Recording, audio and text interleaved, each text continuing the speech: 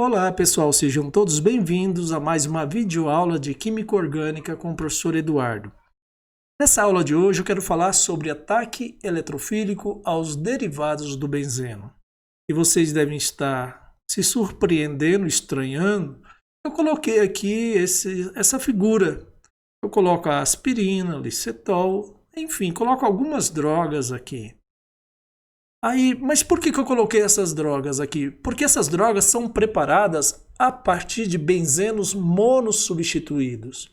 E o que seria um benzeno monossubstituído? Seria o seguinte, aqui eu coloquei o benzeno e só destaquei esse hidrogênio do benzeno. Os demais hidrogênios eu não destaquei.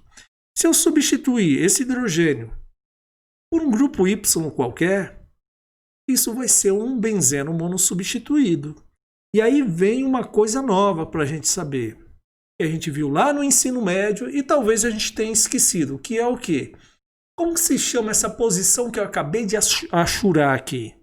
Essa posição está vizinho, é o primeiro carbono vizinho ao carbono que teve o hidrogênio substituído. Então essa posição se chama posição orto. Às vezes é representado só pela letra O, ou às vezes também é colocado a palavra orto. Muito bem, e essa segunda posição que eu coloquei aqui em verde, recebe um nome? Sim, essa posição é chamada de posição meta, que pode ser representada só pela letra M, e o lado oposto aqui, ó, que está em azul, é chamado de posição para. Para que a gente tenha mais ou menos uma noção do que eu estou dizendo, para que a gente tenha domínio sobre o que eu estou falando para vocês, eu vou colocar aqui ó, um benzeno dissubstituído. Tá? Isso aqui é a aspirina. Como é chamada essa posição em relação a essa posição? É chamada de posição orto. Tá? Agora eu vou colocar um outro benzeno, teve uma reação de substituição. Nesse caso foi trissubstituído. Vejam só, aqui ó, eu vou primeiro falar para vocês em relação a esse nitrogênio de uma amina terciária. Em relação a esse nitrogênio, o que seria essa posição que está o bromo? O bromo estaria em que posição? E o nitrogênio desse grupo nitro seria que posição? É isso que eu quero falar para vocês. Então, em relação a esse nitrogênio da amina terciária, isso aqui é uma posição orto. Já em relação ao mesmo nitrogênio da amina terciária, isso aqui é posição meta. Um outro exemplo para a gente discutir aqui, né? Esse grupo nitro, em relação ao grupo nitro, o que seria esse nitrogênio aqui? E o que seria esse bromo? Bom, em relação a esse grupo nitro, esse nitrogênio aqui está em posição meta e o bromo está em posição para. Então, é isso que eu quero que vocês saibam fazer. Definir um grupo, né? E colocar aquele grupo e ver os demais substituintes, que posição eles se encontram em relação àquele grupo. É isso que a gente vai fazer. É isso que é importante nessa aula, para poder aprender essas reações eletrofílicas que a gente está aprendendo. Mas voltando aqui, então eu quero que vocês saibam o seguinte, que essa posição que é vizinho, em relação a esse Y, é chamado de posição orto. O segundo aqui, ó, posição meta, e esse terceiro, posição para. Então a primeira coisa para aprender direitinho essas reações de substituição eletrofílica a derivados do benzeno é saber direitinho o que é posição orto, meta e para. Dito isso, vamos para as reações de substituição eletrofílica ao derivado do benzeno. Então aqui está um derivado do benzeno, que é a acetanilida. Quando a gente coloca acetanilida na presença de ácido nítrico e ácido sulfúrico, olha só as possibilidades. Existe a possibilidade de ter esse produto, a possibilidade desse segundo produto e a possibilidade desse terceiro produto. Mas, olha só, eu também posso fazer uma reação de nitração ao nitrobenzeno. E aí também existem três possibilidades. Essa possibilidade número 1, possibilidade número 2 e possibilidade número 3. Tá tudo certo. Aí vamos aos resultados. Quando se faz essas duas reações, quais são os resultados dos produtos obtidos? Então, nesse primeiro caso aqui, ó, deu 21% de produto orto. Já nesse caso aqui embaixo, deu 6% de produto orto.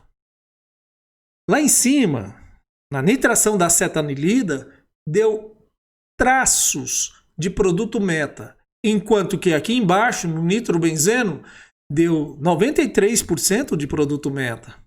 Quando a gente vai lá no produto para, aqui deu 79% de produto para, enquanto aqui deu algo em torno de 1% de produto para. Então, peraí, aqui em cima a acetanilida, ele dá mais produto orto e produto para, enquanto aqui embaixo dá mais produto meta, justamente isso. Mas tem outra coisa que é muito curiosa aqui, que é o seguinte: se eu comparar a velocidade da nitração da acetanilida com a velocidade da nitração do benzeno, não do nitrobenzeno, mas do benzeno, é cerca de 80 mil vezes mais rápido. Mas se eu fizer a mesma comparação da nitração do nitrobenzeno com a nitração do benzeno, dá extremamente mais lento. Mas muito mais lento, cerca de 10 a menos 8 mais lento do que a nitração do benzeno. Agora, se eu comparar essas duas aqui, ó, a nitração da acetanilida com a nitração do nitrobenzeno, a nitração da acetanilida é cerca de 1 trilhão de vezes mais rápido do que a nitração do nitrobenzeno. Mas por que isso acontece? Como que isso acontece? Pois bem, então existem classes de monossubstituidores do benzeno. Existe a classe dos doadores e existe a classe dos aceptores. Doadores do quê, professor? Doador de elétron. Esses doadores de elétron, eles jogam elétrons para dentro do anel do benzeno.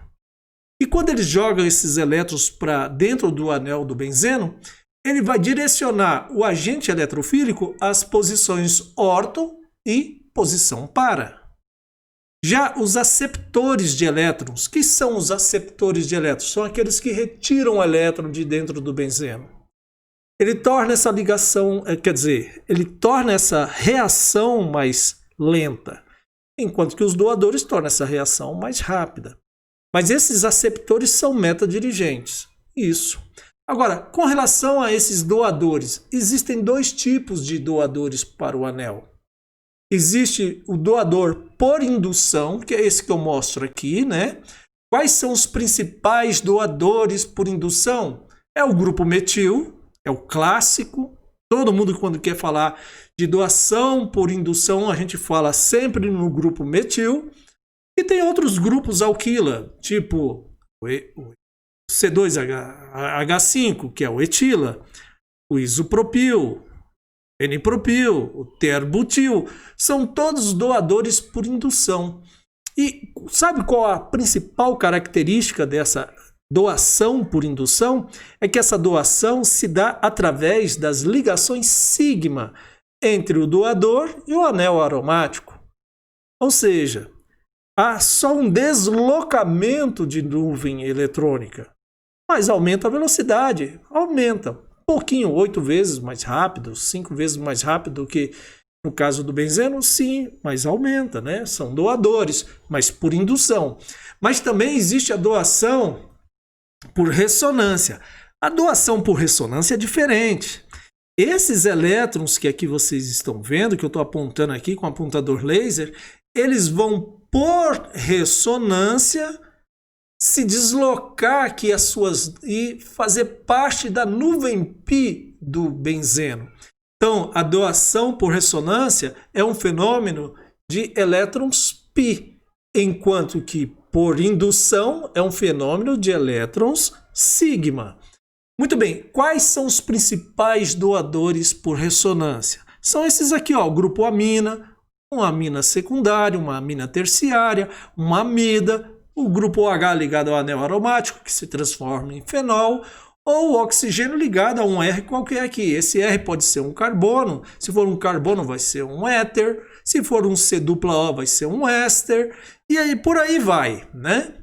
O importante é que esse doador que está ligado ao benzeno tem um par de elétron livre ali.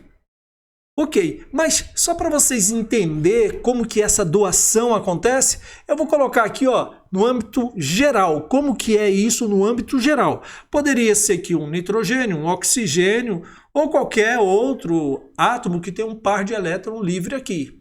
Como que ele ia doar por ressonância nesse caso? Seria assim, esse par de elétron compõe aqui uma ligação dupla que está formada aqui. E esse par de elétrons dessa ligação π vai ficar nesse carbono aqui, igual estou mostrando aqui, e vai ficar com a densidade de carga negativa aqui. Aí acontece que esse par de elétrons também pode compor uma ligação π aqui, e esse par de elétrons se deslocar para esse carbono, que está em posição par em relação ao doador. E mais uma forma de ressonância que ali está.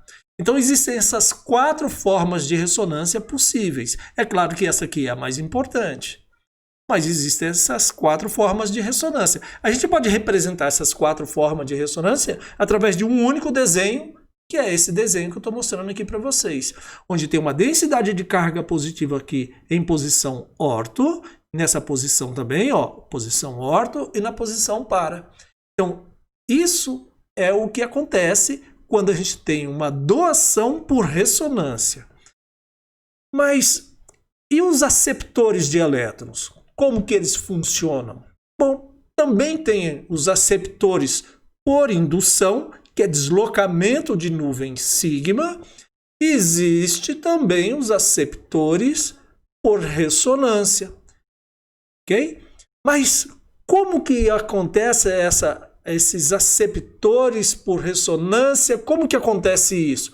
Seria também elétrons π? Sim, também seria elétrons π. E como que isso acontece? Vamos ver aqui, Olha só, nesse caso aqui vai formar algo. Teremos aqui a geração aqui, vou mostrar algumas formas de ressonância, mas vou começar aqui, A primeira coisa que acontece é o deslocamento desses elétrons π, dessa ligação dupla, para esse elemento qualquer aqui, A. Olha onde ficou o par de elétron aqui, gerou uma carga negativa e uma carga positiva. Gerou uma carga positiva aqui? Sim, então esse elétron π aqui se desloca para cá. Olha só. Aí, de novo, né, carga positiva ele se desloca no sentido da carga positiva. Tá vendo? Aqui, de novo, se desloca no sentido da carga positiva. E essas são as diferentes formas de ressonância. Quais são os principais aceptores de elétrons? Então aqui estão eles, A carbonila ligada a um R qualquer aqui, Se esse R for um grupo OH, então vai ser um ácido carboxílico. Se esse R for um hidrogênio, aí vai ser um aldeído. Se esse R for um carbono, aí vai ser uma acetona e por aí vai, né? Esse outro grupo, o grupo nitro, o grupo ácido sulfônico e por aí vai. Muito bem. Agora, o que eu quero falar para vocês? Eu quero mostrar um desenho para vocês. Eu tenho aqui um aceptor clássico de elétrons e um doador clássico de elétrons. Tá? O que eu estou mostrando aqui através desse desenho em cima e esse desenho embaixo? Bom, a parte em vermelho é a parte que é muito rica em elétrons, em carga negativa. Muito rica em elétrons. E a parte verde e azul seria a parte que não é tão rica em elétrons. O que eu quero mostrar? Eu quero mostrar o seguinte, olha só por que as reações que têm aceptores de elétrons, elas são mais lentas. Porque o benzeno fica pobre em elétrons. Eu não estou dizendo que o benzeno fica sem elétron. Eu estou dizendo que o benzeno fica pobre em elétron quando tem um grupo retirador de elétron. Tá? E como a reação de ataque eletrofílico é uma reação que vai atacar nuvem eletrônica e lá existe um eletrófilo, é evidente que essa reação vai ficar mais lenta, porque o benzeno está pobre em elétrons. Já esse doador de nuvem eletrônica, o que acontece? O eletrófilo vai encontrar nuvem eletrônica dentro aqui do anel aromático, vai estar rico em nuvem eletrônica, principalmente as posições orto e a posição para. Compreenderam como é que funciona? Então, deixa eu fazer um resumo aqui e mostrar uma tabela importante para a gente. Então, olha aqui, ó. Aqui, então, tem os doadores de nuvem eletrônica e aqui do outro lado tem os aceptores de nuvem eletrônica. Os doadores direcionam sempre nas posições orto, para, e os aceptores, eles geram carga positiva nas posições orto e para. É claro, se aqui tiver um eletrófilo, é claro que ele não vai preferir vir aqui na carga positiva, na carga positiva e na carga positiva. É claro que esse eletrófilo virá aqui, ó, nessas posições aqui que são chamadas posição meta.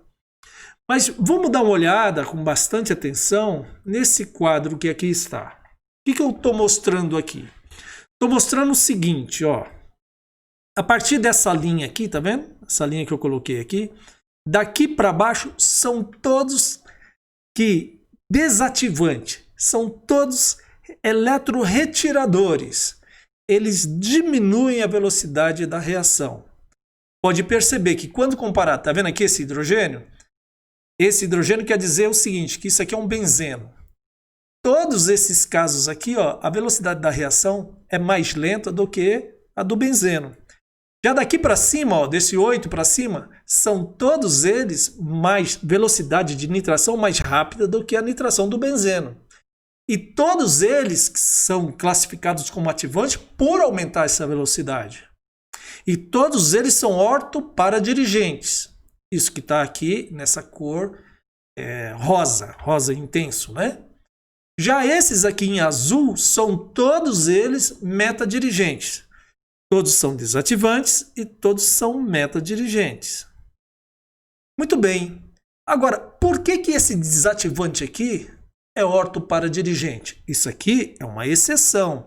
E eu explico o porquê dessa exceção lá na videoaula que eu falo sobre velocidade e mecanismo das reações de ataque eletrofílico a derivado do benzeno. Eu vou deixar aqui na descrição do vídeo essa videoaula, tá?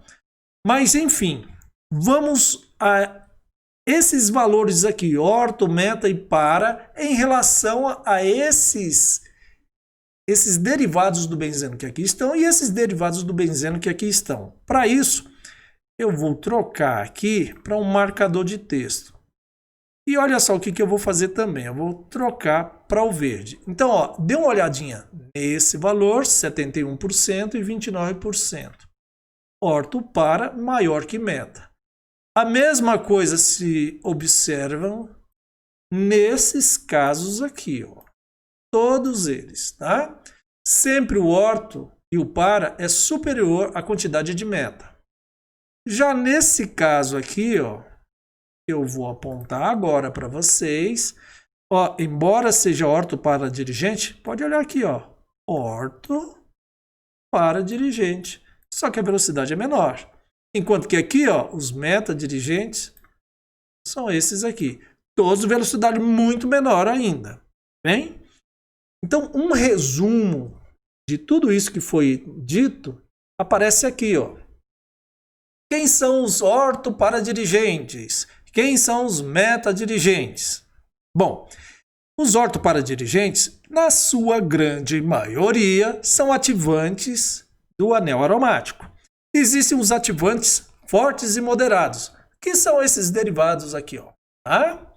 Desde o composto do nitrogênio de amina secundária, amina terciária, amida, grupo H ligado a anel aromático, logo é um fenol, e esse que aqui está, o oxigênio diretamente ligado ao anel aromático. Pode ser o oxigênio de um éter, o oxigênio de um éster e por aí vai. Ok. Muito bem. E quais são os ativantes fracos que são orto para dirigentes? São as alquila e também a fenila. Tá? Muito bem. Agora, qual que é um desativante e que também é ortoparadirigente? São esses aqui, ó, o flúor, o cloro, o bromo e o iodo.